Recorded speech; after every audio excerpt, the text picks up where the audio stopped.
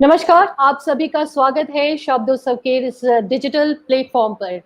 आज हम आपकी मुलाकात एक बेहद खास मेहमान से कराने वाले हैं, लेकिन थोड़ा-सा इंतज़ार। इससे पहले मैं आज के इस कार्यक्रम के फॉर्मेट और शब्दोत्सव के बारे में आपको एक छोटी-सी जानकारी देना चाहूँगी। शब्दोत्सव पिछले 5 सालों से विश्व पुस्तक मेला में सक्रिय है और यहाँ पर हम एक मंच का आयोजन करते आए हैं, जिस पे कई सफल कार्यक्रम का आयोजन करते आए हैं। इस कार्यक्रम में कई बड़े पत्रकार, लेखक, साहित्यकार, विचारक शामिल होते रहे हैं और कई महत्वपूर्ण विषयों पर सटीक और सार्थक चर्चा करते आए हैं।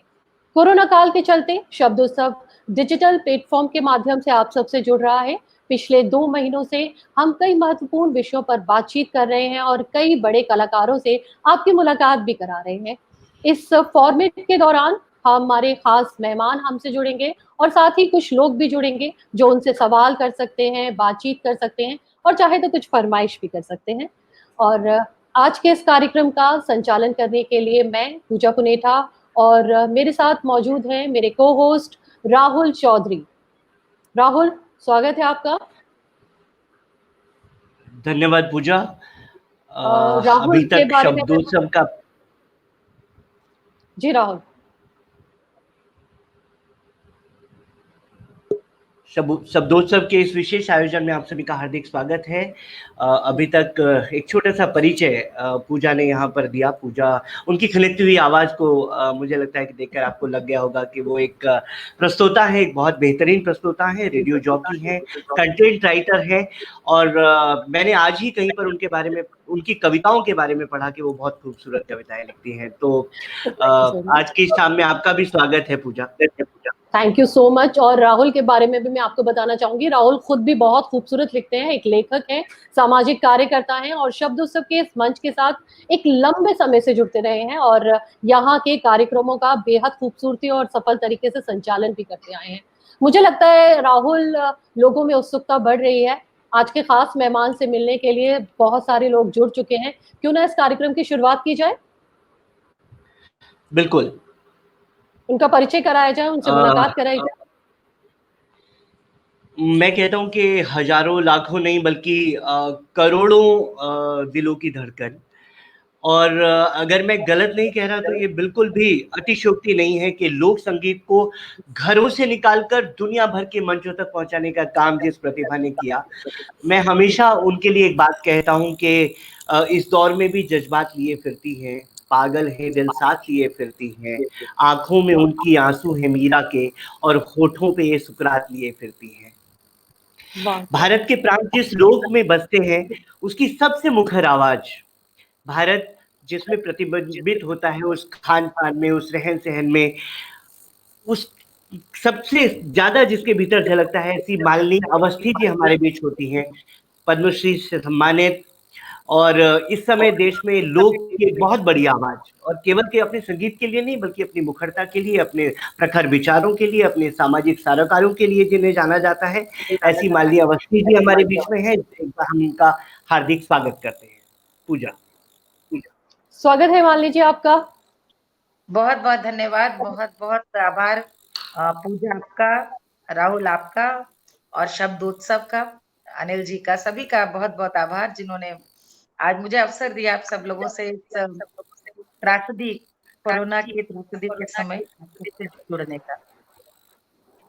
हमें भी बहुत खुशी है क्योंकि कोरोना के चलते बहुत सारी चीजें हैं जो थम गई हैं, रुक गई हैं और ऑनलाइन या ये डिजिटल प्लेटफॉर्म हमें एक माध्यम देता है आप जैसे लोगों के साथ जुड़ने का, आपको कई लोगों के साथ जोड़ने का और इस सिलसिले को, जिंदगी को और जीवंत और खूबसूरत बनाए रखने का। आभार, धन्यवाद, बहुत बहुत आभार। जी जी।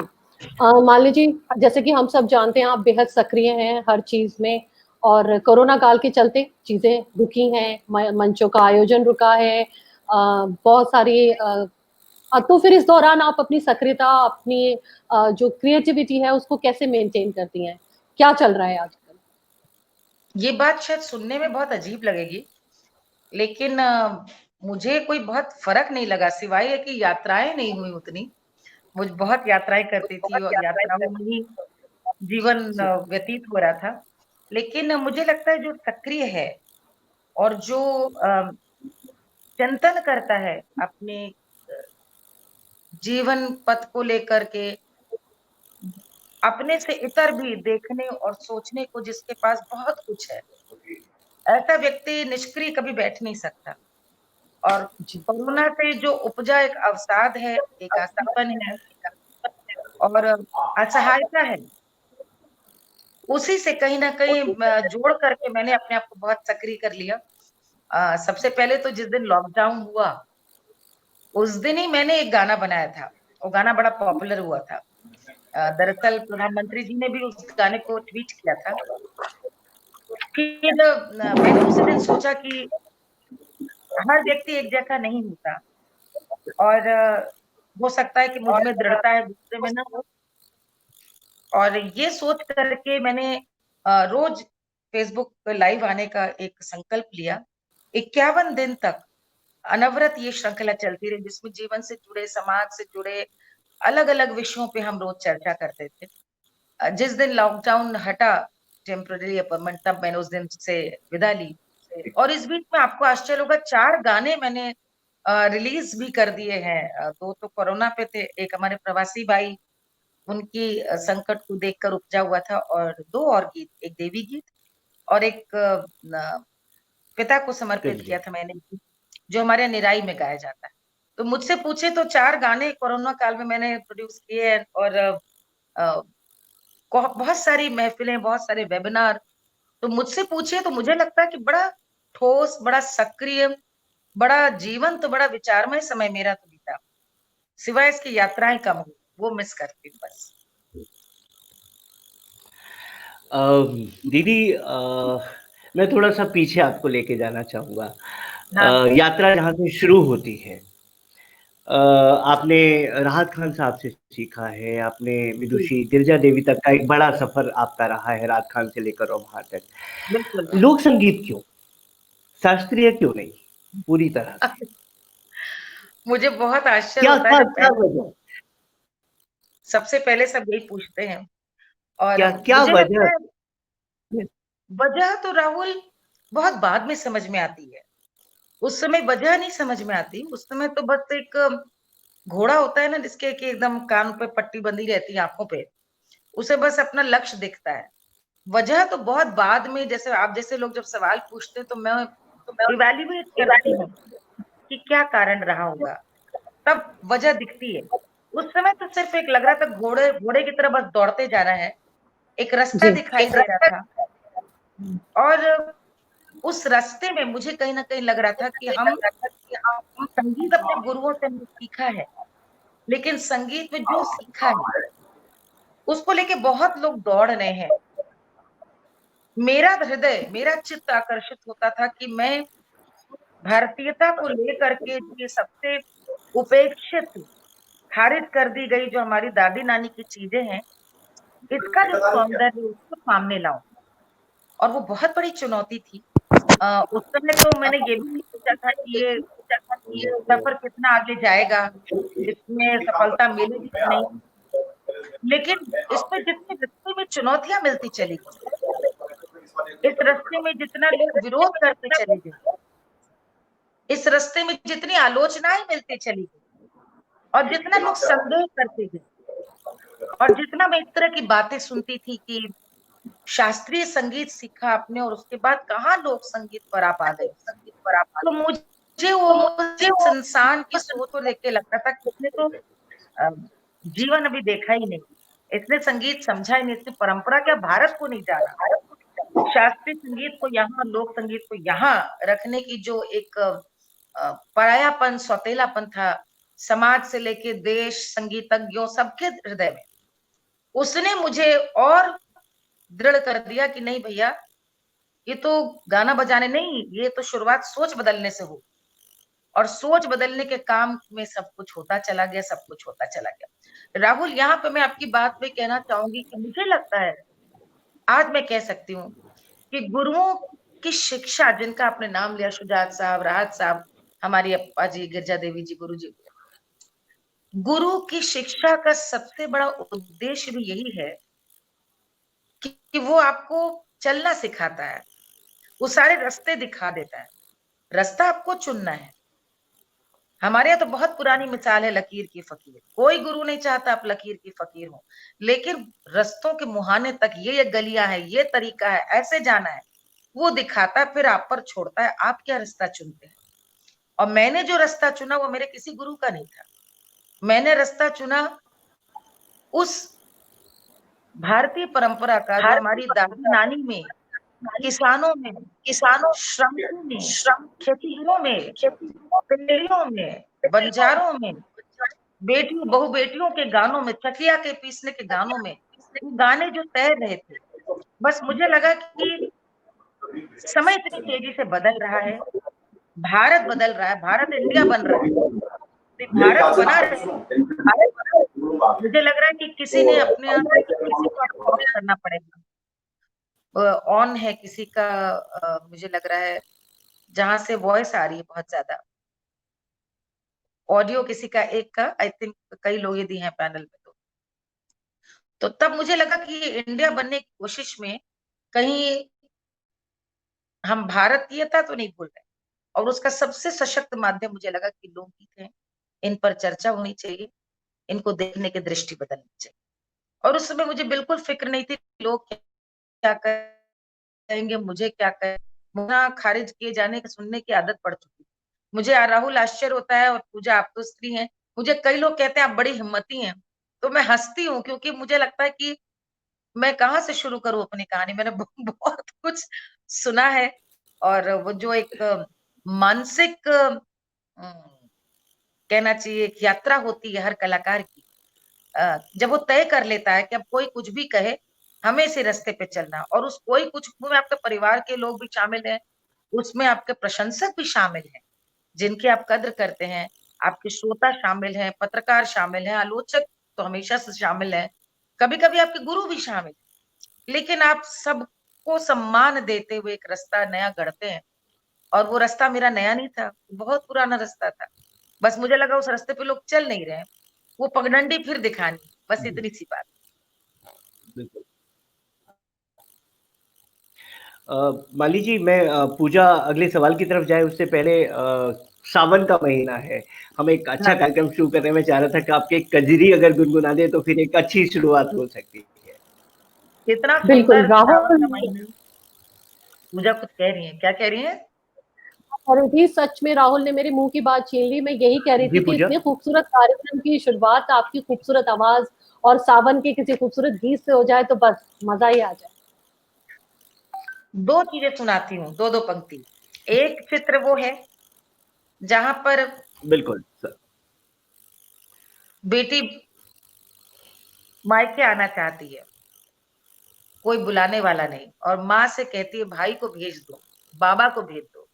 और दूसरा चित्र भी दिखाती हूँ जहां बिटिया या बहन अपने पति के पास इतनी सुखी है ससुराल में कि मायके नहीं जाना चाहती, भाई उसको सावन में लिवाने आता है। दोनों चित्र दिखा रही। अरे अम्मा मेरे बाबा को भेजो री, अम्मा मेरे बाबा को भेजो री, के सावन आया, सावन आया रे माय, अम्मा मेरे भैया को भेजो री, अम्मा मेरे भैया को भेजो री। और दूसरा चित्र क्या है? चाहे भैया रूठे, क्या बात, चाहे क्या बात। जाए सावनवा में, नाही जइबे ननदी, चाहे भैया रूठे, चाहे जाए सावनवा में, नाही जइबे ननदी, नाही जइबे ननदी, नाही जइबे ननदी, चाहे भैया रूठे, चाहे जाए सावनवा में, नाही जइबे ननदी, चाहे भैया रूठे, चाहे जाए सावनवा में, नाही जइबे ननदी। अरे सोने की थरिया माँ जौना परसली, चाहे भैया जी में, चाहे जाए सवनवा में, नाही जइबे ननदी, चाहे भैया रूठे, चाहे जाए सवनवा में, नाही जइबे ननदी, नाही जइबे ननदी।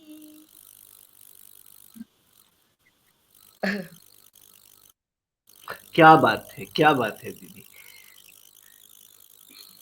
इससे इससे इससे खूबसूरत कुछ और नहीं हो सकता बाबा मेरे। भारत में वाह। दो लोक चित्र हैं। आह, सावन में हमारे बेटियों को विदा कराने की परंपरा है, और सावन के दोनों चित्र हैं कि इधर से इसी तरह मेरे भाई कोई भेज दो, और माँ सिर्फ दिलासा दे रही।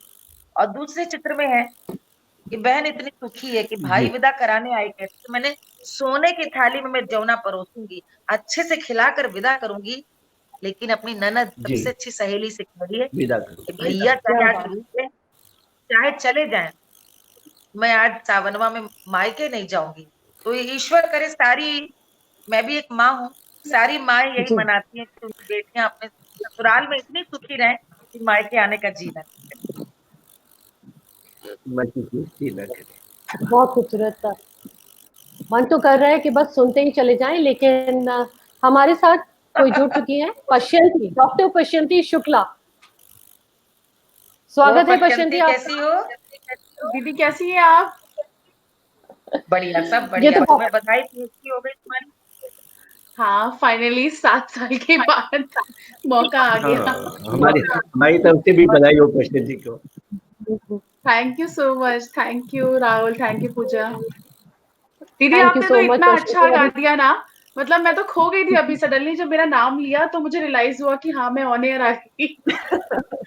मैं सोच में चली गई थी कि हाँ ये ऐसी दो सिचुएशंस होती हैं, किसी की भी लड़कियों के साथ में ऐसा ही होता है। यही दो सिचुएशंस होती है शादी के बाद में, कि या तो कोई बुलाने वाला नहीं होता है, या फिर दूसरी ये हो सकती है कि शायद जाने का मन नहीं होता होगा। मैं अपने आसपास के भी ऑफिस में ऐसे लोग को देखती हूँ, उनको मन नहीं होता जाने का।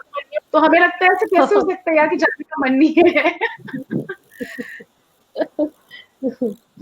पश्यंती के बारे में एक छोटा सा परिचय। हालांकि मुझे लगता है राहुल और मालिनी जी बेहद अच्छे तरीके से पश्यंती को जानती हैं, लेकिन जो लोग सुन रहे हैं उनको मैं बता दूं, पश्यंती एक वरिष्ठ पत्रकार हैं और साथ ही कई बड़े न्यूज चैनलों के साथ जुड़ी रही हैं। अभी हाल फिलहाल में एडवर्ड और PR एजेंसी के साथ काम कर रही हैं।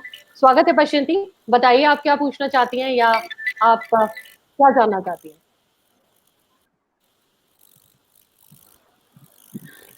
अच्छा, मुझे लगा मैं म्यूट पे थी। दीदी अभी आपने एक चीज बोली, और जो मुझे बहुत, मतलब मैं बहुत कनेक्टेड मैंने फील किया उस चीज से। आपने बोला कि मुझे बहुत ज्यादा परिवर्तन नहीं लगा लॉकडाउन में, ऐसा कुछ मुझे बहुत चेंज नहीं लगा। इट जस्ट दैट मेरा ट्रैवल जो था वो चीज, वो थोड़ा सा मतलब उसमें बहुत फर्क आया। उसके अलावा ऐसा नहीं फील हुआ। मैं जब अपने आप को भी देखती हूँ तो मैं ऐसे सोचती हूँ कि मुझे कोई बहुत फर्क नहीं पड़ा। मुझे लगता ही नहीं कि मैं सिर्फ आज तक 3 बार इस टॉवर से नीचे उतरी हूँ, ऐसे मुझे फीलिंग नहीं आती। लेकिन हम बहुत सुनते रहते हैं, हम कितना ज्यादा देखते रहते हैं आजकल डिप्रेशन। आपने जिक्र भी किया उसका, अवसाद का भी आपने जिक्र किया अभी। आपको मतलब क्या इसे इससे नहीं, मतलब मैं, मुझे ऐसा लगता है कि हम इससे जोड़ के देख सकते हैं कि जो लोग थोड़ा, जिनका अपना एक प्रोफेशनल लाइफ ऐसा है जो कैसे भी चल सकता है, साहित्य, कला, संगीत, किताबें, रुचि अगर इस तरफ है, तो शायद ये जो हम आजकल बहुत ज्यादा डिप्रेशन की बात कर रहे हैं लॉकडाउन में, because you are not going out, so उस पे कंट्रोल किया जा सकता है। आप कुछ सजेस्ट करेंगे लोगों को? क्योंकि मैं तो अपने ऑफिस में भी यही सुनती हूँ, हर जगह हम यही बात सुनते हैं कि यार अब बस बहुत हो गया, अब नहीं रह सकते ऐसे।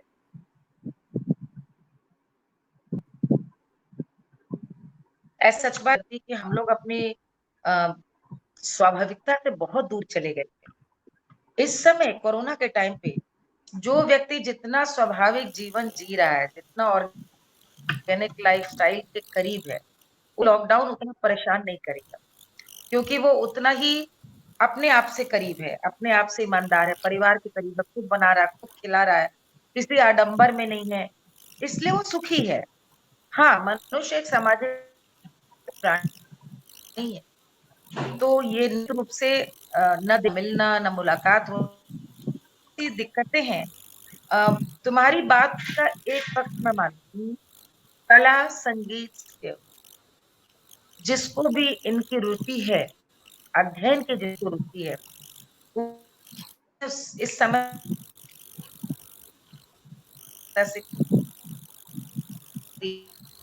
को निकाल दिया। लेकिन इसका दूसरा पक्ष भी ये है कि साहित्यकार तो देखिए सृजन करता है, लेकिन कला के साथ एक शब्द जोड़ूं मैं, परफॉर्मिंग आर्ट। परफॉर्मिंग आर्ट यानी उसको मंच चाहिए, मंच की अभिव्यक्ति चाहिए, और मार्च से कार्यक्रम नहीं हो रहे। तो बहुत सारे कलाकार, बल्कि ज्यादातर कलाकार इस समय जो किसी नौकरी में नहीं है, जो किसी रोज गड्ढा खोदते हैं और कुएं का और पानी खुद पीते हैं, ऐसे कलाकारों के सामने राशन पानी का चुनौती है, घर का किराया देने की चुनौती। ऐसे कलाकारों के लिए लॉकडाउन तो एक अभिशाप बनकर आया, मैं मानती हूँ, क्योंकि ये मैं बहुत निकट से देख रही हूँ कि कलाकारों के संग वाकई में जो बच्चों की फीस है, कहीं जाना है, और मुझे बहुत आश्चर्य होता है कि जब मैं इसके बारे में कभी ट्वीट करती हूँ, लिखती हूँ, तो ऐसा लगता है कि लोग जैसे इस बारे में सोच नहीं रहे। मुझे हंसी आती है कि हम अनऑर्गेनाइज सेक्टर की बात करते हैं पश्चिमी, और उस अनऑर्गेनाइज सेक्टर में खोमचे वाले भी आते हैं, लेकिन कलाकार नहीं माने जाते। जबकि सबसे ज्यादा साउंड, लाइट, ऑर्केस्ट्रा, जगराता करने वाले, झांकी निकालने वाले, क्लैकल वाले, स्टेज, थिएटर के संग मेकअप आर्टिस्ट, सब लोग, किसी की कोई नौकरी नहीं। और आप सोचिए कि ये मार्च से 6 महीना हो गया, 6 महीना जिसको तनख्वाह नहीं मिल रही, वो कैसे अपनी जिंदगी गुजार रहा होगा। तो वहां पर उनके लिए तो मैं जरूर कह सकती हूँ कि यदि अवसर है, तो ये हमारे जैसे कलाकारों का सामने आकर ऐसा कुछ करे कि उनको ये भरोसा कराए कि वो अकेले नहीं है, पहली बात। और दूसरा, जो कुछ कर सकता है, यहाँ मैं पशंती कहना चाहूंगी कि आई डोंट नो व्हाई, लेकिन जब हम कोरोना वॉरियर्स की बात करते हैं तो हमेशा पुलिस या मेडिकल फ्रेटर्निटी या प्रशासन की बात करते हैं। कलाकार कम्युनिटी सबसे बड़ी कोरोना वॉरियर बन के निकली। कलाकारों को तो कुछ और आता भी नहीं ना, सिवाय कला की अभिव्यक्ति के। पहले दिन से सब के सब फेसबुक लाइव जा रहे हैं, सब के सब कर रहे हैं, और मुझे लगता है ये ना होता तो लोग कैसे अपना एक नॉर्मलसी बना के रखते। वो सृजन कर रहे हैं, नया रच रहे हैं, जिन्हें कुछ नहीं आता वो भी गा रहे हैं, नृत्य कर रहे हैं, उसके वीडियोस डाल रहे हैं। मुझे लगता है जीवन में कला ना हो तो ये जीवन मनुष्य के अलावा कुछ नहीं। ऐसे में कलाकारों ने बहुत अपनी ओर से कोशिश करी है कि उस एक जो ये बहुत बड़ा संकट आया, उसमें कहीं ना कहीं सामान्यता बनाए रखें।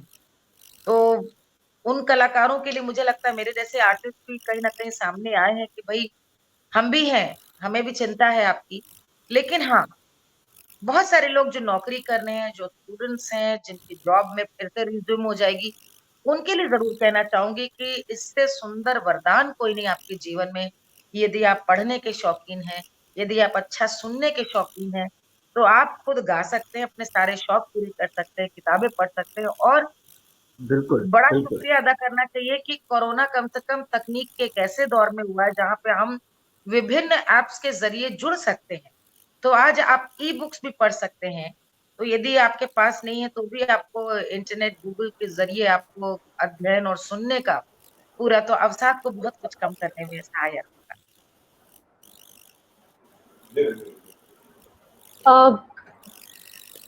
हमारे साथ जुड़ चुकी है पूर्वी राय। पूर्वी राय, स्वागत है आपका। नमस्ते पूर्वी। नमस्ते मालिनी जी, मैं बहुत बड़ी फैन हूँ आपकी। मुझे आपके सारे गीत इतने पसंद है, मैं उनको कई बार सुनती हूँ। और सिया का जन्म भयो तो मतलब मेरे दिल को छू जाता है। दीदी हमने क्या हो गया जी राहुल, कहना चाह रहे पूर्वी, सॉरी मैं आपको रोक रहा हूँ। दीदी वो आपकी कितनी बड़ी फैन है। हमने अभी हमने कुछ लोगों से कहा था कि जो लोग आज जुड़ने वाले हैं वो अपना परिचय हमें जरूर लिखकर भेज दीजिए। तो पूर्वी ने लिखकर भेजा कि मैं मालिनी जी की बहुत बड़ी फैन हूँ। ये उन्होंने अपने परिचय में सिर्फ इतना ही लिखकर भेजा, तो इस बात से समझ में आता है। और राहुल, पूर्वी मैंने आप सोचा अपनी बात पूरी करिए प्लीज। जी। पूर्वी पहले तो हाँ, आप पहले आप बोलिए। जी मालिनी जी, मतलब आई एम सो ऑनर्ड कि शब्दोत्सव ने मुझे ये प्लेटफॉर्म दिया कि मैं आपसे बात कर पा रही हूँ। मतलब मेरा जीवन सफल हो गया। Thank you so much. मैं एक्चुअली ये समझना चाह रही हूँ मालिनी जी कि आजकल जो गाने बन रहे हैं, उनमें चाहे मतलब लोक संगीत से तो हम लोग बहुत दूर हैं, सौ कोस दूर है आजकल की जनरेशन जो है। और जो दूसरे अलग तरीके के भी जो गाने बन रहे हैं, वो मतलब आप उससे कनेक्ट नहीं कर पाते हैं। म्यूजिक उसमें इतना अच्छा नहीं है, उसके लिरिक्स इतने अच्छे नहीं हैं। हम लोग कोशिश करते हैं कि हमारे घर में जितने बच्चे हैं, हम उनको वो पुराने गाने और लोकगीत से अवगत कराएं, लेकिन वो सुनना नहीं चाहते हैं, तो there is a gap in between. तो आप क्या सलाह देंगे कि उस गैप को कैसे भरा जाए, क्योंकि हम अपनी सभ्यता से दूर जाते जा रहे हैं। आपने मेरी उस सवाल का जवाब दे दिया पूर्वी, जो मैंने सबसे पहला सवाल जब पूछा गया था, तो राहुल ने पूछा था, तो मैंने यही जवाब दी थी कि मैं इसको बहुत बड़ी चिंता के रूप में देखती हूँ पूर्वी, जो आपने आज जी बात कही। और ये हिंदुस्तान की हर घर की बहुत बड़ी चिंता है कि गैप इतना ज्यादा गहरा हो गया है, उस गैप को हम कैसे भरें, उसको खाई को कैसे पाटे। तो पहली बात तो पूर्वी, आपकी क्या उम्र है? आई sorry, I should be asking, लेकिन कितनी उम्र होगी आपकी? नहीं नहीं, मैं 31 साल की हूँ, 31 ईयर्स। आप यदि ऐसी कोई नहीं, प्रॉब्लम नहीं है। मैं इसलिए कह रही हूँ कि 31 साल की पूर्वी यदि 54 वर्ष की एक लोक गायिका की फैन है, तो ये दिखाता है कि खाई तो पट रही है, खाई धीरे धीरे पट रही है। जी जरूरत है कि हम अ, अपने क्या बात, घरों में क्या बात। शुरुआत करें इस संस्कार की, कि अपनी चीजों को अपनाएं, खारिज ना करें। और मैं बार बार ये बात कहती हूँ पूर्वी, कि हमारी सबसे बड़ी जो गलती हुई है, जो भूल हुई है, वो समाज नहीं छोड़ा है लोग को। लोग तो वहीं बिल्कुल। खड़ा है, आपका इंतजार कर रहा है। मुझसे पहली चीज सब लोग पूछते हैं, सरकार के लिए क्या आपकी राय है, आप क्या कहना चाहती हैं? तो मैं कहती हूँ सरकार ने बहुत किया, आपने क्या किया? आप में से कितने घरों में आज ढोलक है? बिल्कुल। लेकिन याद करिए, आप यही कहेंगे कि आपके बचपन में ढोलक जरूर थी घर में। इस 30 जी साल में वो ढोलक जो खूंटी पे टंगी रहती थी, वो खूंटी कहाँ गई और वो ढोलक कहाँ गई?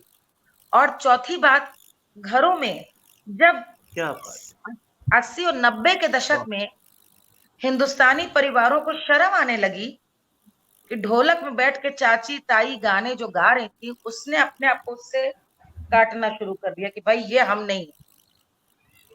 और आपके बच्चे ने भी आपको यही करते देखा। शुरुआत हमने, हम दोषी, परिवार दोषी है। कितने बच्चे, कितने लोग इस टीवी को देख रहे होंगे, इस कार्यक्रम को, कितने लोगों ने अपने घरों में लोक गीतों को सुनने का संस्कार डाला। और लोकगीत देखिए कोई बाहर से आई चीज थोड़ी है, ये तो वही गाने हैं जो परंपराओं के रूप में शब्द बन करके गढ़ गए। यदि जी दादी भी साथ में पोतों के रहती, तो भजन गाती, तो उसी बहाने दो गाने सुन लेती।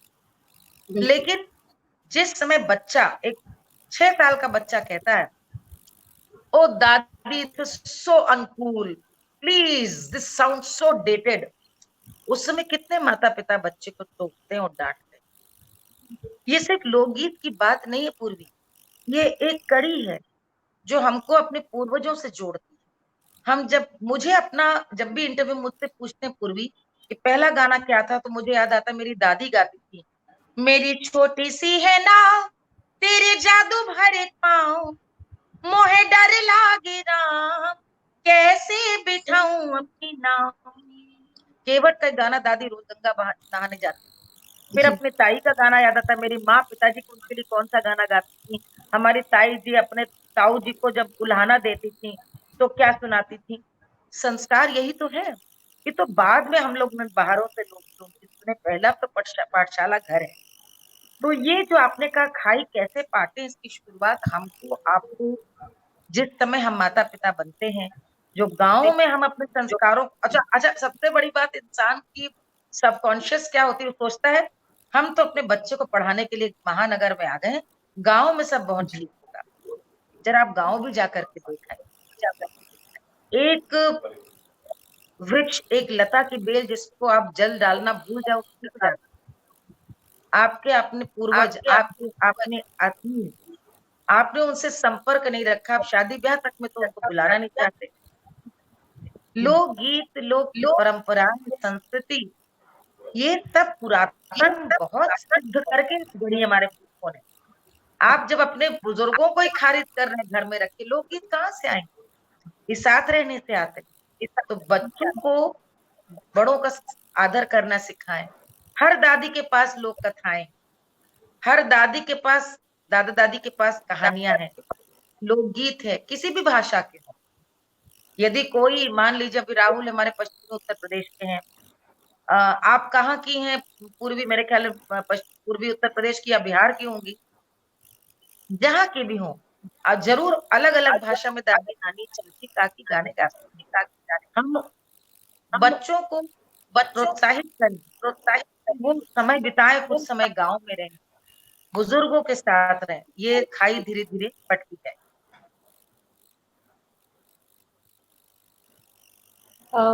बहुत पूर्वी जा चुकी हैं। थैंक यू सो मच पूर्वी।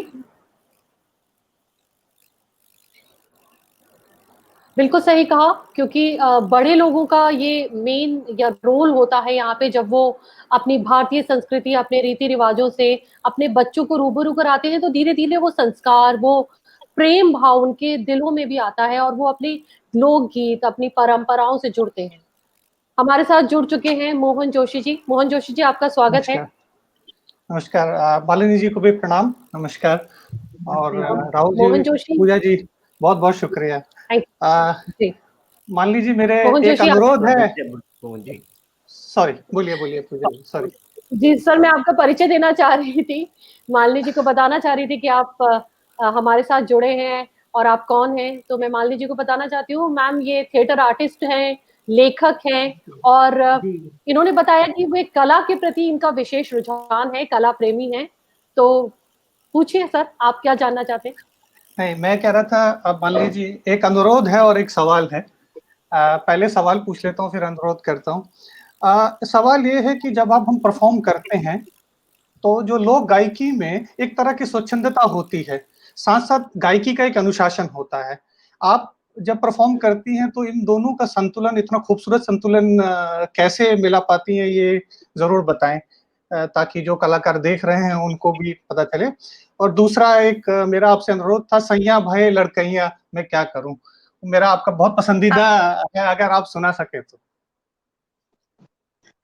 आपका जो पहला सवाल है, बीच बीच में साउंड जा रही थी, आपने पूछा ये है कि लोक गीत गायन में एक स्वच्छंदता है, आपने कहा। जी, तो उससे लोकगीत तालमेल कैसे? नहीं, लोकगीत गायन में एक स्वच्छंदता, आवाज आ रही है, मैं कह रहा हूँ लोकगीत गायन में एक स्वच्छंदता है, दूसरा गायकी का एक अनुशासन भी है।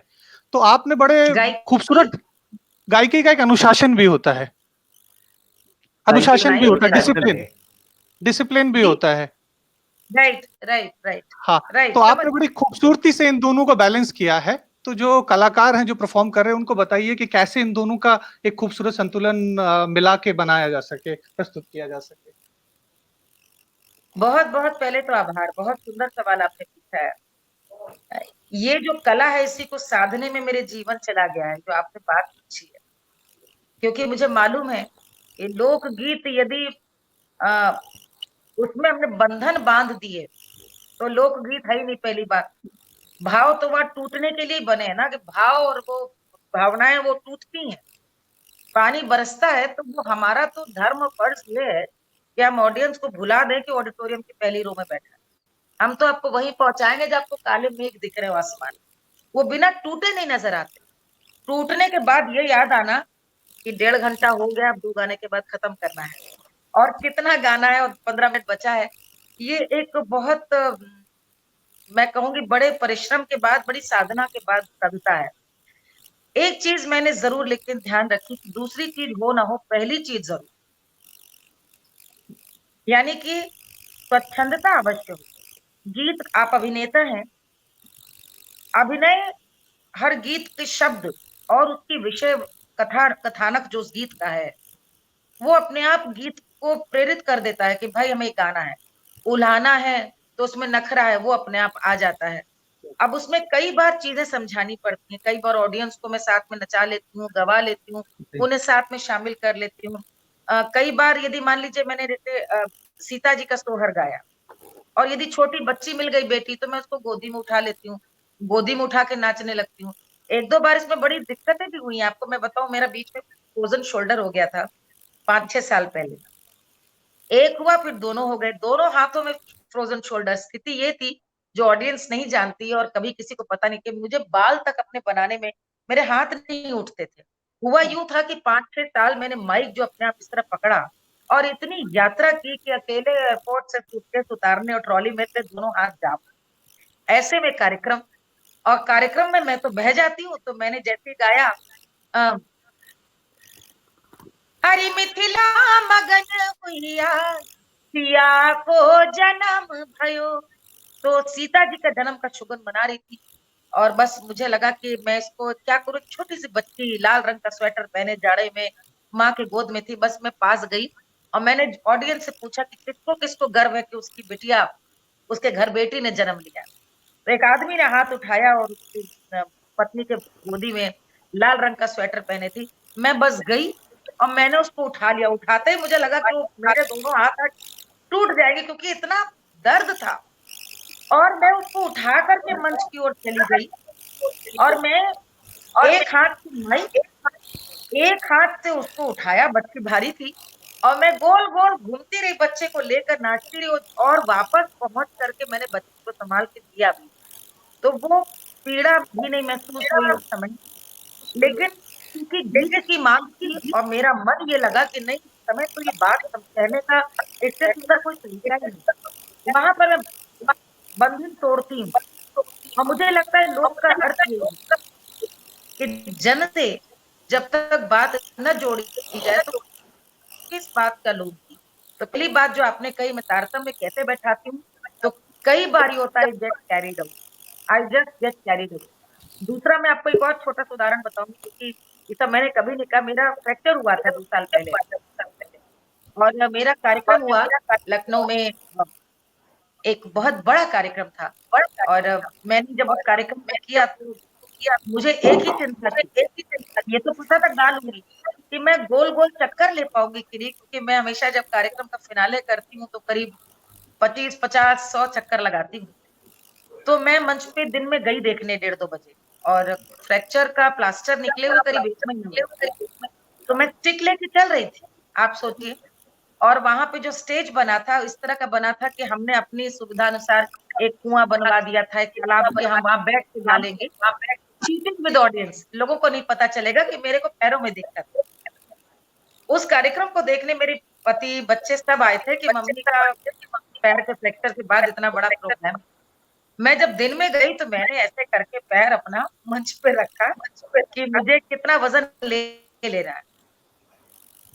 जब कार्यक्रम हो गया और एंड, और जिस गाने की आपने फरमाइश की, सैया मिले मैं गाते हुए गोल गोल जब घूमने लगी तो मैंने दोनों हाथ अपने ऊपर ऐसे कर दिए आखिर में कि अभी पांव टूटते हो तो खत्म हो जाए, यदि मेरा आखिरी प्रोग्राम हो तो खत्म हो जाए, लेकिन आज यदि मैं पैरों पे खड़ी हूँ तो ये जनता है और इसके लिए आज सब कुछ न्यौछावर है। और बाद में बहुत मुझे मेरे सबने घर में कहा कि भाई तुम डोंट टेक योरसेल्फ सीरियसली, पैरों में जख्म है। तो वो मुझे लगता है कि कलाकार की सबसे बड़ी क्वालिटी तो यही है कि जब वो मंच पे है तो उसका सर्वस्व अपने श्रोताओं के लिए न्यौछावर होना चाहिए। और गीत की फरमाइश की तो एक लाइन गा दे रही हूँ, बेचारे चले गए अभी, मैं देख रही मेरे अनिल पांडे जी आ गए यहाँ पे।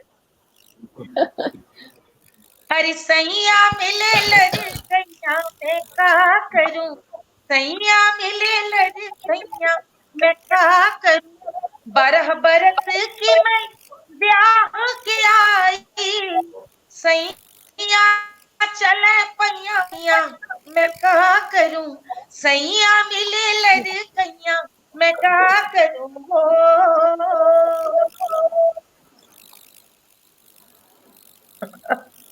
क्या बात है, बहुत सुंदर, बहुत खूबसूरत। और हमारे साथ जुड़ चुके हैं अनिल पांडे जी। अनिल पांडे जी वरिष्ठ पत्रकार हैं, कई बड़ी पत्रिकाओं के संपादक रह चुके हैं और अभी हाल फिलहाल में कैलाश सत्यार्थी फाउंडेशन के साथ जुड़े हुए हैं। स्वागत है अनिल जी आपका। दीदी प्रणाम। बहुत दीदी प्रणाम बहुत सादर आपका भी अभिवादन है। जी। दीदी, हम लोग आपको बहुत पसंद करते हैं और इसकी वजह है कि आपके जो लोकगीत हैं और आपके लोकगीत और आपके पूरे चरित्र से एक भारत की मिट्टी की जो खुशबू आती है ना, वो लाजवाब है और उस खुशबू का आनंद हम लोग लेते हैं आपके गीतों से और आपकी मुलाकातों से।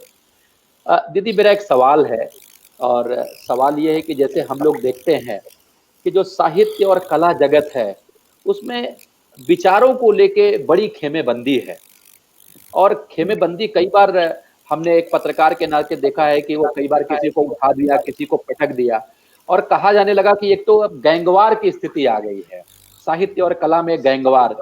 तो दीदी, क्या आप भी इस गैंगवार का शिकार रही हैं या आप बहुत सारे साथी जिनको आप जानती उस गैंगवार का शिकार रही हैं? तो थोड़ा बताइए और इस पे क्या टिप्पणी करना चाहेंगे जो गैंगवार का जमाना आ गया है साहित्य और कला में? गैंगवॉर आपने अच्छा कहा, मैंने गैंगवॉर रूप में तो नहीं देखा, लेकिन ये जरूर है अनिल जी कि हमें लगता है कि अभिव्यक्ति की आजादी के दावे करने वाले सबसे बड़े आपके मुखरता के सबसे बड़े शत्रु वही है। वो बात करते हैं कि हर एक को अपनी अभिव्यक्ति की आजादी है, लेकिन जब इंसान मुखर हो जाता है तो बात सही नहीं जाती। ये मैंने देखा है लोगों का। और दूसरी बात जो एक मैं बताऊंगी कलाकार की जो एक कठिनाई आती है वो ये कि मैं कलाकार हूँ निश्चित रूप से, लेकिन मैं चाहती हूँ कि मैं एक इंसान हूँ, मैं एक जागरूक मैं विचारक हूँ, मैं पाठक हूँ, मैं बहुत साहित्य भी पढ़ती हूँ, साहित्यकारों की भी मित्र हूँ, उनको भी जानती हूँ। मैं राजनीति में रुचि रही रखती हूँ, मेरा ग्रेजुएशन में विषय भी रहा है, संस्कृत मेरा विषय रहा है। मैं पाठक हूँ, जितने भी आप कहे कि समसामयिक सारे विषयों पर अपनी दृष्टि रखती हूँ। ऐसा व्यक्ति विषय पे अपनी राय है, तो मैंने देखा कि जनता उसकी बहुत अच्छे से नहीं लेती। एक दो बात, जनता तो बल्कि लेती है, लेकिन ये जो एक खास खेमा है, जो विचारों की अभिव्यक्ति का प्रबल पक्षधर है, वही नहीं बर्दाश्त करता। और कई बार मेरे साथ भी बड़ा विचित्र ये होता है अनिल जी, मुझे कई बार लोग कहते हैं कि भाई आप गायिका हैं, हम आपको बहुत पसंद करते हैं, आपके गीतों को पसंद करते हैं, आप कृपया इन सब में न पड़े। और मुझे इतनी हंसी आती थी, जिस समय आप पैदा होते हैं आप तो पड़ गए ना इन सब चक्करों में। मेरी क्या पहचान है, मैं हिंदुस्तानी हूँ, मैं भारतीय हूँ, या तो मैं ये कह दूं मैं वोट नहीं देती, देश को लेकर मेरा कोई विजन नहीं, देश को लेकर मेरा कोई दृष्टि नहीं। जो भी व्यक्ति देश के लिए वोट डालता है वो जरूर देश की राजनीति को लेकर चिंतन मनन और एक विचार रखता है। यदि कोई व्यक्ति समाज के आसपास विषमता असमानता देख रहा है और उस पर अपने विचार रखता है, तो ये तो मैं एक जिंदा होने रखने का सबूत मानती हूँ। इसका मतलब कलाकार जिंदा है, इसका मतलब इंसान जिंदा है, वो मरा नहीं है। और ऐसे में मैंने देखा कई बार मेरे साथ हुआ है और कई बार हुआ है कि मेरी मुखरता या किसी विषय पे स्टैंड जब मैंने लिया है तो बहुत खुल करके लोगों ने इसमें कहीं ना कहीं राजनीति की है और आक्रमण किया है, बिल्कुल गैंग के साथ मेरे ऊपर हावी हुए हैं। और उसका एक ही जवाब है कि तो चाहते ही आप खामोश हो जाए। इसका जवाब सिर्फ ये है कि आप अपने कृतित्व से, अपने काम से, तर्कों से और अपने गाने से, देखिए मैं जो कहती हूँ मैं वो जीती हूँ। जब ये मैं मेरे लिए कोई आयातित विचार नहीं है, मैं उसको जीती हूँ। मैं आपको एक उदाहरण दे, मैंने पेटा की ने राखी के पेटा ने एक स्लोगन निकाला, आपने देखा, जिसमें उन्होंने गाय माता का लिखा है और लिखा है कि सेव योर काउज, से नो टू लेदर, और जो भी कुछ लिखा है उसमें मैंने उसका विरोध किया और मैंने खुल करके लिखा। तो मैंने उनको जी कर दिखाया कि भैया मेरे पास तो चमड़े का पर्स भी नहीं, जूट का बैग है, चमड़े की हर चीज को तिलांजलि दे चुकी, शुद्ध शाकाहारी हूँ, हर एक को शाकाहारी होने पर मैं बल दे। उस मुद्दे पे बात अलग, लेकिन कहने का अभिप्राय ये कि आप जो हैं, यदि लोग वही करके देखेंगे, उस पर आपको विचार रखते देखेंगे, तब तो लोग आपकी बात सुनेंगे। लेकिन मन में कुछ और कर्म में कुछ, आपका विरोध है। मेरी विचार अभिव्यक्ति पे हमेशा कि किसी का बहुत आवाज आ रही है, किसी का ऑन हो गया है, जो शोर हो रहा है पीछे से। जी, मुझे लगता है कि ये संकट तब आता है कि जब बहुत सशक्त कोई महिला मुखरता से, दृढ़ता के साथ अपनी बात कहती है, तो उसमें जिनको मैं आपको 2 साजिशें बता सकती हूँ। एक बार जब मैंने मुखर विरोध किया था, अभी भी करती हूँ, अवार्ड वापसी वाले पूरे अभियान के खिलाफ मैं सामने खड़ी होकर भाई किसी एक को अफसर जिनके यहाँ पर कोई कुत्ता उत्ता भौंक रहा है। आई थिंक बहुत सारे लोगों को आपको वो ऑन है शायद किसी किसी का। जी, सब लोग म्यूट कर ले प्लीज। जी जी प्लीज म्यूट कर ले। क्योंकि अवार्ड वापसी के समय मैं खुल करके जब सामने आई तो लोगों को तो मेरी अतीत नहीं पता था, लोगों को नहीं पता था कि ये कौन है भाई, कहाँ से आई और क्यों इतनी दृढ़ता से इस बात पे काबिज है। और मेरा सिर्फ एक कहना था कि भाई ये विशुद्ध राजनीति, उसके कारण थे, उसके तर्क थे, तर्कों पे मैं बात कर रही थी। तो बहुत बड़ा आक्रमण, लख करके दिया जाना, सीधे ये खारिज कर दिया जाना कि भाई ये तो संघी है, ये तो भाई राष्ट्रवादी है। तो मैं तो कहती हूँ भारत सबसे बड़ा, विश्व का सबसे बड़ा संघ है भारत। तो संघी कहते हैं क्या गलत बात है। दूसरा राष्ट्रवादी नहीं है वो लिए जो राष्ट्र प्रथम, ये तो हर व्यक्ति को मान करके ही चलना चाहिए। तो मैं बहुत बड़ा एक कॉम्प्लीमेंट देती हूँ। उसके बाद कई बार बीएचयू का में भी जब मेरी नियुक्ति हुई एज अ प्रोफेसर बीएचयू में, तो मैंने देखा था कि एक अचानक एक षड्यंत्रकारी मेरे बारे में किसी ने पोस्ट कर दिया, ट्वीट कर दिया कि महिलाओं के खिलाफ मैंने कुछ लिखा। उसका 2 दिन की जांच के बाद पता चला कि कोई सर पैर नहीं था उस ट्वीट का। लेकिन हमारे यहाँ तो लोग हैं, कौवा कांड ले गया के आधार पे लोग पीछे पड़ गए और मैंने डट करके मुकाबला किया, क्योंकि मैं तो ये बहुत विरोध शुरू में तब सुन चुकी हूँ। और मैं ये कहती हूँ कि भाई ऐसा है, कला पे यदि बात करना है तो मेरी गायकी की आलोचना करो, लेकिन मुद्दे पे बात करनी है तो तर्कों पे बात करो। ये मैं नहीं सुनूंगी कि आपकी हम गायिका के रूप में बड़ी इज्जत करते हैं, आप बाकी विषयों पे राय मत रखिए। तो मैं ऐसे लोगों से कहना चाहती हूँ, तुम वोट मत दो, तुम फिल्में देखना बंद कर दो, किताबें पढ़ना बंद कर दो। एक जिंदा इंसान, जागरूक इंसान, जो हर तबीयत इंसान है, हर चीज को देखता पसंद करता है, और यदि कोई गलत बात है तो उस पर वही खड़ा रह सकता है जो जिंदा। और मुझे फख्र है मैं जिंदा। दीदी मैं हमारे साथ अगले हमारे जो प्रश्न करना है वो जुड़ गई हैं, लेकिन मैं अनिल जी की बात को थोड़ा सा आगे बढ़ाता हूँ। एक छोटा सा सवाल आपसे पूछना चाह रहा था। अभी मनोज जी जुड़े थे, उन्होंने कहा था कि आपने गायकी और स्वच्छंदता इन दोनों को बहुत डिसिप्लिन के साथ आपने साधा है। ये एक और चीज आप बहुत अच्छे से साध रही हैं। आप दिन भर सोशल मीडिया पर एक्टिव रहती हैं, आप सोशली बहुत एक्टिव रहती हैं, और जब आप मंच पर होती हैं तो फिर कमाल होता है। तो ये सारी की सारी एनर्जी आती कहाँ से? स्रोत कुछ ना कुछ तो होगा इन सारी चीजों को अगर आप साध रही हैं एक साथ। तो एक बात पता है राहुल, मुझे शुरू में कई लोग आए, क्योंकि थोड़ी देर पहले आप एक न्यूज चैनल पर थी। हाँ, और मैं बहुत कम करती हूँ। I become very very selective, क्योंकि अब इतना I think age is catching up, तो अब अपने मिजाज के हिसाब से काम करना चाहती हूँ। मुझे कई बार सोशल मीडिया पे लोग कहते हैं कि एजेंसीज ने कि भाई we want to handle your social media, हम आपका ये हैंडल करना चाहते हैं। मैंने कहा नहीं भैया, मैं बहुत अपने से जुड़ी हुई महिला हूँ।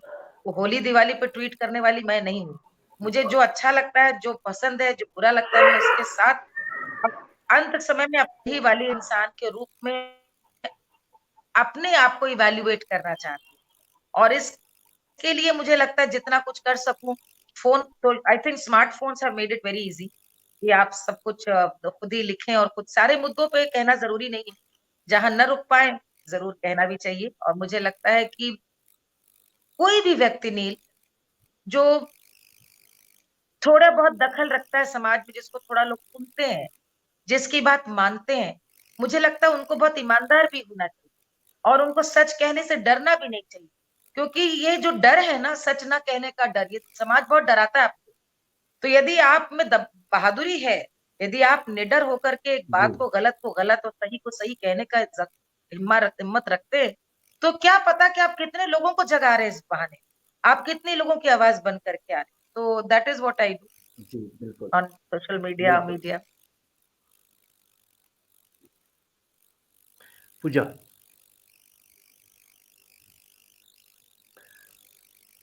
पूजा आपका वो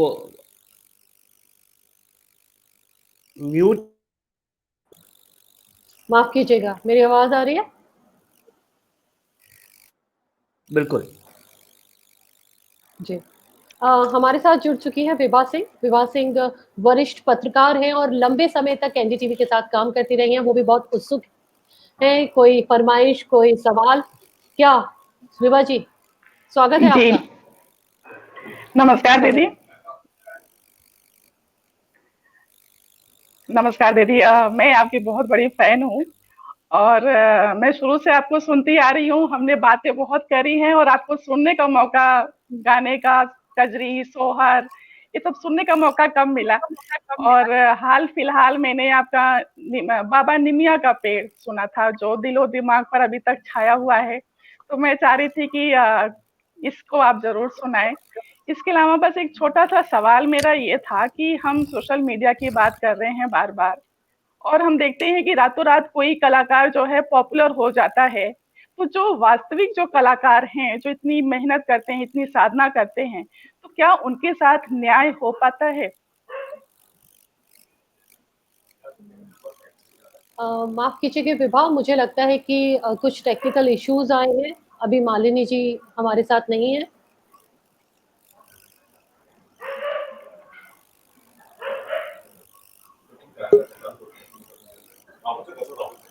राहुल जी, मालिनी जी आ चुकी हैं। विभा, मैं वो जुड़ आपसे रही हैं। गुजारिश मैं आपको जी। सुन सकता हूँ पूजा। हाँ मैं सुन रहा हूँ। विभा, मैं आपसे गुजारिश करूंगी इस जी सवाल को कृपया एक विभा। बार और दोहराएं। जी, नमस्कार दीदी, मैं विभा हूँ, आपकी बहुत बड़ी फैन। और इतनी देर से मैं आपको सुन रही थी और मैं चाह रही थी कि अभी हमने सुना था बाबा निमिया का पेड़, जो दिलो दिमाग पे मुझे लगता है कि सारी बेटियों के दिमाग पर छाया होगा। इसको आप जरूर सुनाइएगा। इसके साथ एक छोटा सा सवाल मेरा ये है कि सोशल मीडिया पर हम हैं और इसकी बातें कर रहे हैं, तो बहुत सारे कलाकार जो हैं रातों रात पॉपुलर हो जाते हैं। तो जो वास्तविक कलाकार हैं, जो इतनी साधना करते हैं, इतनी रियाज करते हैं, क्या उनके साथ न्याय हो पाता है? आपका पहला सवाल क्या था? मेरा पहला सवाल ही, मेरी पहली फरमाइश थी बाबा दीदी निमिया का पहला पेड़। सवाल नहीं है, वो पहला केवल जी, पहले जरूर, सवाल फिर फरमाइश। ठीक है। Thank you Vibha. बहुत बहुत आभार। इतनी सुंदर फरमाइश जरूर सुनाऊंगी मैं। वो मैंने पिताजी की स्मृति में वो गाना मैंने अभी निकाला था, 1 महीना भी नहीं हुआ, और बहुत पसंद किया गया। जो आपने सवाल किया, मैं दूसरा सवाल बहुत गंभीर विषय है। देखिए, वक्त इतनी तेजी से बदल रहा है और तकनीक, आप देखिए, हम लोग तकनीक से जुड़े हैं। तकनीक ने कहीं ना कहीं हम लोगों के जीवन को इतना बदल दिया है कि आज हर कोई ये सोच सकता है कि वो एक कलाकार है। हर व्यक्ति को ये एक एहसास करने का अधिकार है कि भाई वो एक आर्टिस्ट है, वो अच्छा गाता है। और यूट्यूब से आजकल आप everybody can be a producer. तो हर कोई, आप अच्छा ताम झाम गाना बजाना आप अपना कर ले और गा ले, रिकॉर्ड कर ले। अफसोस की बात है कि फिल्मों में भी वैसा स्तर अब नहीं रहा। और क्योंकि आपके सुनने वाले भी शायद उतना संगीत के रूप से उतने परिपक्व नहीं, तो वो भी हाँ में हाँ मिला करके एक साधारण चीज को भी बहुत अच्छा कह सकते। लेकिन आपकी बात का मैं जवाब ये दूं कि ये हमेशा से, सदैव से ये एक द्वंद चला है कि सच्चा कलाकार, अच्छा कलाकार पटल पे नहीं आ पाता, कहीं पीछे रह जाता है, और उससे कम गुनी कलाकार सामने आ जाते हैं। ये बड़ी पुरानी जंग है, बहुत पुरानी। मैं आपको बताऊं, मेरे उस्ताद राहत अली खान साहब, कितनों ने नाम नहीं सुना होगा। मैं हमेशा उनको कहती हूँ कि मैंने ऐसा गवैया, ऐसा म्यूजिशियन, ऐसा कंपोजर नहीं सुना। गोरखपुर के ही लोग नहीं जानते हों, और वो गुमनाम जो उनको सुनता था वो जानते थे, बाकी बहुत लोगों के लिए वो गुमनाम, और उनसे बहुत साधारण लोग बहुत आगे तक थे। ये हमेशा से मुझे लगता है कि एक कलाकारों के साथ भाग्य, तकदीर, मंच, लक्ष्मी सब साथ हो, हमेशा नहीं होता। यदि हर युग में तानसेन है तो बेदी बावरा भी है। ये हमेशा से होता आया है। आज के लिए सबसे बड़ी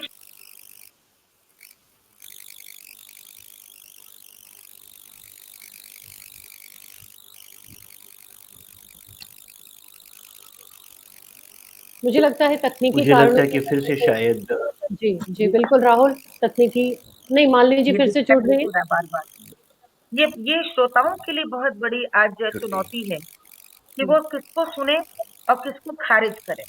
तो मैं ये कहना चाहूंगी, जो बात मैं परंपराओं के लिए करी, कि माता-पिता अच्छा सुने, बच्चों को सुनाएं।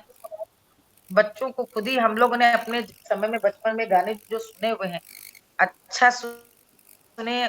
हिंदुस्तान के 5 क्लासिकल, 5 फोक, 5 गजल सिंगर्स का नाम परिवार में कई उनको नहीं पता है, और उनको ये जितने आलतू फालतू सिंगर उनके सबके नाम पता है।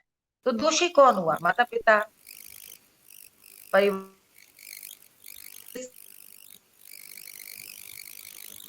विविध भारती सब संस्कार की चीज है।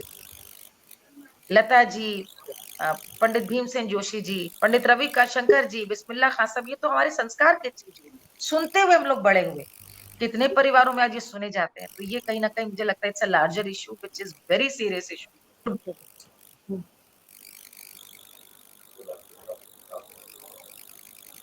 मुझे लगता है तकनीकी कारण कुछ नेटवर्क इश्यूज आ रहे हैं।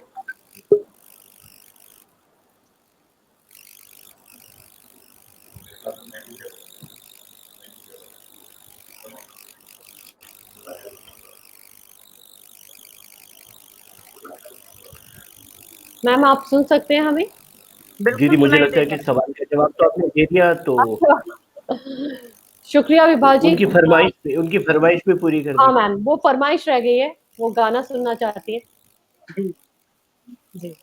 बाबा नीमिया ये पेड़ जनी काटियो बाबूल, निमिया पे चिड़ैया के बसेर, बलैया ले बीरन की बाबा, बलैया ले बीरन की।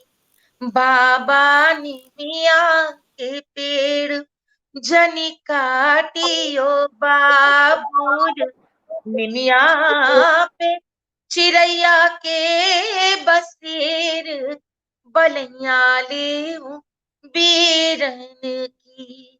बाबा बलैया ले बीरन की।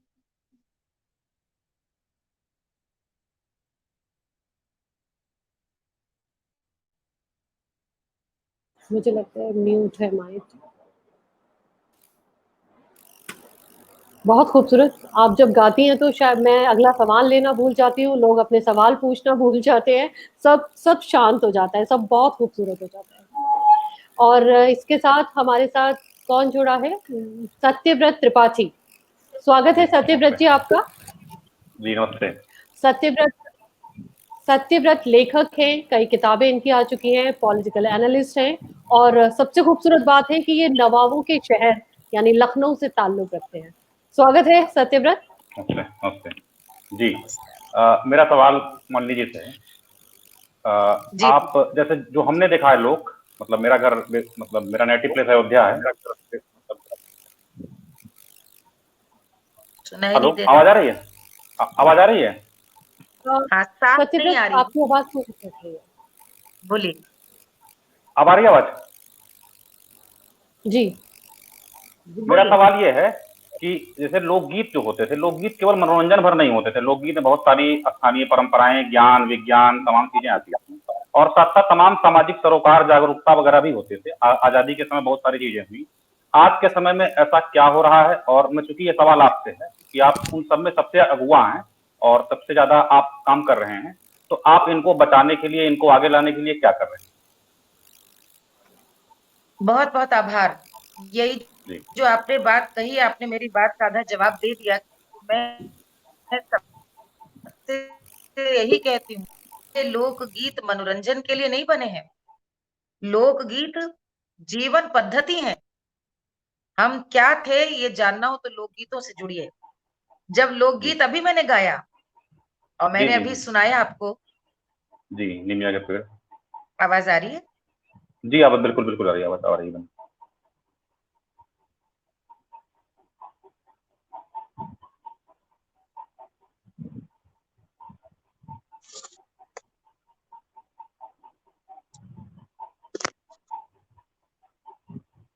आप आ रही है, बोलिए बोलिए।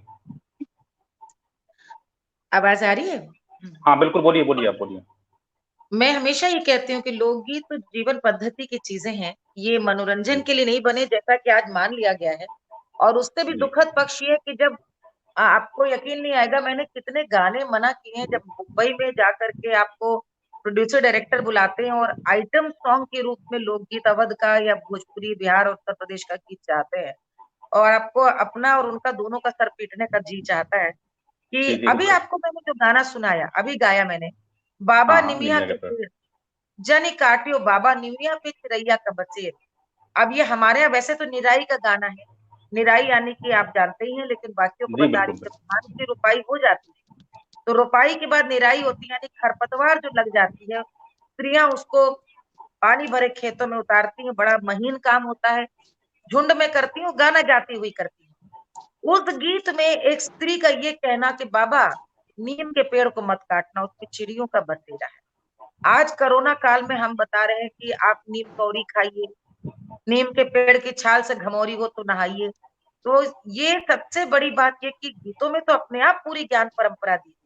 आज के श्रोताओं को बताने के लिए मैं आपको सत्यव्रत जी बताना चाहूंगी, मैंने मालिनी की पाठशाला करके एक उपक्रम शुरू किया है, जिसमें कोशिश कर रही हूँ कि बहुत सारे, जैसे अब मैं नया नागपंचमी पे बना रही हूँ। बहुत सारे लोग सोचते हैं कि मजाक उड़ाते हैं कि क्या नागपंचमी, कैसे नागपंचमी, लेकिन जैसे लोकगीत है वैसे पर्व और त्योहार भी कि सोचने की बात है कि साल भर अपने बिल में समाये रहने वाले सांप और नाग उस दिन बाहर आते हैं। वर्षा काल में ही बाहर निकल आते हैं और उनके जीवन को संकट होता है।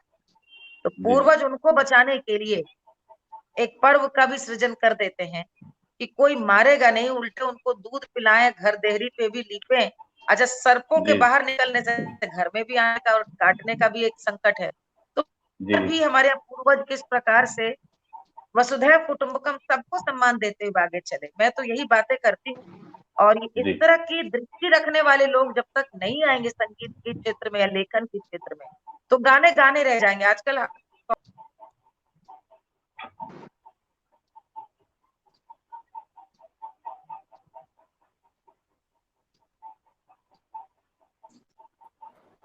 लगता है नेटवर्क का फिर से इशू हुआ है। हम थोड़ा सा इंतजार करेंगे। बिल्कुल, मालिनी जी फिर हमारे साथ आ चुकी है। आजकल हर व्यक्ति जो है वो कहीं ना कहीं लोक गायिका लगा करके अपने नाम के आगे चलता है, या लोक गायक, लेकिन लोक की दृष्टि जब तक नहीं होगी ये चीजें व्यर्थ है। तो आपकी बात बिल्कुल सही है। संगीत गीत के अतिरिक्त पूरे काल परिवेश और जीवन पद्धति को जब समझे बिना लोकगीत नहीं समझ सकते।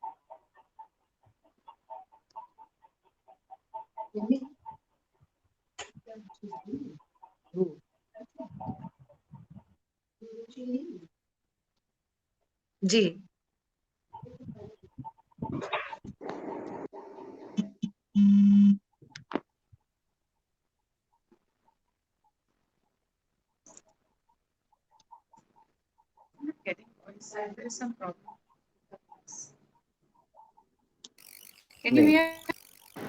पूजा आपका अब आप मुझे सुन सकते हैं? आवाज जी, सत्यव्रत बहुत बहुत शुक्रिया आपका हमारे कार्यक्रम से जुड़ने के लिए। पूजा, आप मेरी आवाज सुन पा रही हैं? जी बिल्कुल कायनात, आपकी आवाज सुन पा रही हूँ मैं। दीदी को प्रणाम। सबसे पहले मालिनी दीदी को प्रणाम। जी नमस्कार। डॉक्टर कायनात काजी दीदी, आप जब परफॉर्म करती हैं तो ऐसा लगता जी। है जैसे आप देवी स्वरूपा हो। अरे थैंक यू। आपकी स्टेज प्रेजेंस ऐसी है कि साक्षात देवी के दर्शन होते हैं आपको परफॉर्म करते देखते हुए। और बहुत लंबे समय से आपको सुनती आ रही हूँ, और आपके आपके आपके गले में माँ सरस्वती का वास है, ईश्वर उसे हमेशा बनाए रखे। और बहुत बड़ी प्रशंसक हूँ आपकी। कुछ सीता सोहर से सुना दीजिए तो दिल खुश हो जाए। सुनैना के हरस अपार सिया को जन्म भयो, अरे मिथिला मगन भैया सिया को जन्म भयो। राजा जनक मोहर लुटावे बाटे, अरे बाटे रे गैया हजार सिया को जन्म भयो। सुनैना के हरस अपार सिया को जन्म भयो। एक छोटा सा सवाल है दीदी, बहुत बहुत शुक्रिया सबसे पहले तो इतना सुंदर सुनाने के लिए, मेरी इच्छा पूरा करने के लिए। आप अपने आप में एक इंस्टीट्यूशन है। अगर लोकगीत की बात होगी तो आपका नाम आएगा सबसे पहले। Thank you. तो आने वाली पीढ़ी को इससे जोड़ने के लिए आप क्या करने वाली है? क्या हम आने वाले समय में कोई एक ऐसा विद्यालय, कोई एक ऐसा इंस्टीट्यूशन उम्मीद करें जहाँ पे सिर्फ लोक संगीत की बात हो, आत्मा से जोड़ने की बात हो? देखिए ऐसा है, ये मुझसे सब यही पूछते हैं और आप मुझसे भी पूछिए तो मेरा ड्रीम प्रोजेक्ट है ये कैसा हो। लेकिन अपनी जाती जिंदगी से मैंने देखा कि विद्यालय कॉलेज में संगीत और लोक को समझने की दृष्टि पैदा की जा सकती, सिखाया नहीं जा सकता। ये तो जो भारतीय जीवन पद्धति रही है गुरु शिष्य परंपरा से और परिवार में साथ रहकर सीखने से, देखने से, वो जीते हुए वो करते हुए आदमी सीख सकता है। तो मैं क्या कर सकती हूँ, अपना पूरा जीवन दे दिया इसी में, और रोज आप जैसे लोग मिलते हैं तो और ऊर्जा मिलती है कि और करना है। इसी में मैं गाने अपने लाती हूँ, बहुत थकती हूँ तब भी मैं लाइव शोज बहुत करती हूँ। कई लोग कहते हैं कि आप इतना क्यों लाइव शोज, कहाँ कहाँ इंटीरियर में जाती हैं। कई लोग तो सयाने लोग कहते हैं रेट बढ़ा दीजिए आप अपना। मैंने कहा नहीं, ये मेरे लिए कर्म है, मेरे लिए एक लक्ष्य है, और इसके लिए मुझे जहां भी बुलाया जाता है मैं जाती हूँ। और मालिनी की पाठशाला भी इसी का एक कड़ी है कि मैं लोगों को जोड़ूं, सरल करके लोक संस्कृति के बारे में बताऊं।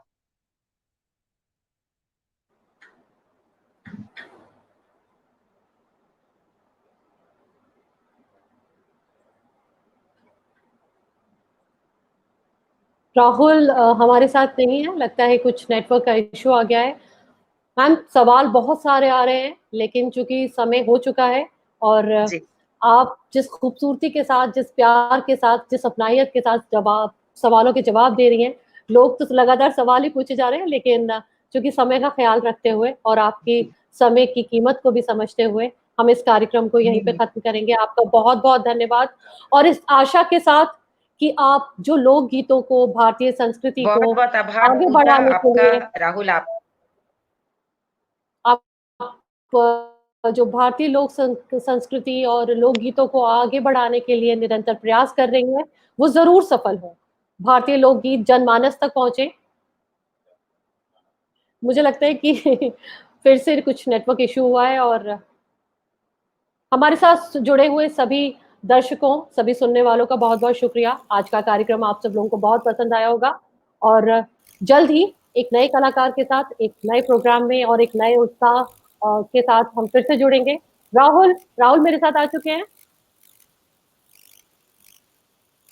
बिल्कुल, मुझे लगता है कि सब लोगों ने बहुत एंजॉय किया। ये तो एक ऐसा, बिल्कुल मुझे आपकी आवाज आ रही है पूजा, और मुझे लग रहा था कि ये तो एक ऐसा सेशन है जो शायद सारी रात भी चल सकता है, तो लोग उसको सुनना चाहेंगे।